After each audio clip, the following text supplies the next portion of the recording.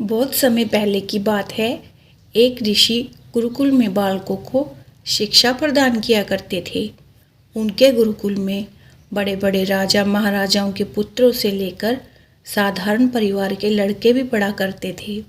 वर्षों से शिक्षा प्राप्त कर रहे शिष्यों की शिक्षा आज पूर्ण हो रही थी और सभी बड़े उत्साह के साथ अपने घरों को लौटने की तैयारी कर रहे थे कि तभी ऋषिवर की तेज आवाज़ सभी के कानों में पड़ी।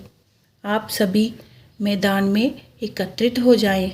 आदेश सुनते ही शिष्यों ने ऐसा ही किया। ऋषिवर बोले, प्रिय शिष्यों, आज इस गुरुकुल में आपका अंतिम दिन है। मैं चाहता हूँ कि यहाँ से प्रस्थान करने से पहले आप सभी एक दौड़ में हिस्सा लें। ये एक बाधा दौड़ होगी और इसमें आपको कहीं कूदना तो कहीं पानी में दौड़ना होगा और इसके आखिरी हिस्से में आपको एक अंधेरी सुरंग से भी गुजरना पड़ेगा। तो क्या आप सब तैयार हैं? हाँ, हम सब तैयार हैं, शिष्य एक स्वर में बोले। दौड़ शुरू हुई। सभी तेजी से भागने लगे। वे तमाम बाधाओं को पार करते हुए अंत में एक सुरंग के पास पहुँचे। वहाँ बहुत अंधेरा था और उसमें जगह जगह नुकीले पत्थर भी पड़े थे, जिनके चुभने पर असहनीय पीड़ा का अनुभव होता था। सभी असमंजस में पड़ गए। जहाँ अभी तक दौड़ में सभी एक समान बर्ताव कर रहे थे, वहीं सभी अलग अलग व्यवहार करने लगे। खैर, सभी ने ऐसे तैसे दौड़ खत्म की और ऋषिवर के समक्ष एकत्रित हुए। पुत्रों, मैं देख रहा हूँ कि कुछ लोगों ने दौड़ बहुत जल्दी पूरी कर ली और कुछ ने बहुत अधिक समय लिया। भला ऐसा क्यों? ऋषिवर ने प्रश्न किया। ये सुनकर एक शिष्य बोला, गुरुजी, हम सभी लगभग साथ साथ ही दौड़ रहे थे, पर सुरंग में पहुँचते ही स्थिति बदल गई। कोई दूसरे को धक्का देकर आगे निकलने लगा तो कोई संभल कर आगे बढ़ रहा था और कुछ तो ऐसे भी थे जो पैरों में चुभ रहे पत्थरों को उठा कर अपनी जेब में रख रहे थे ताकि बाद में आने वाले लोगों को ये पीड़ा ना सहनी पड़े।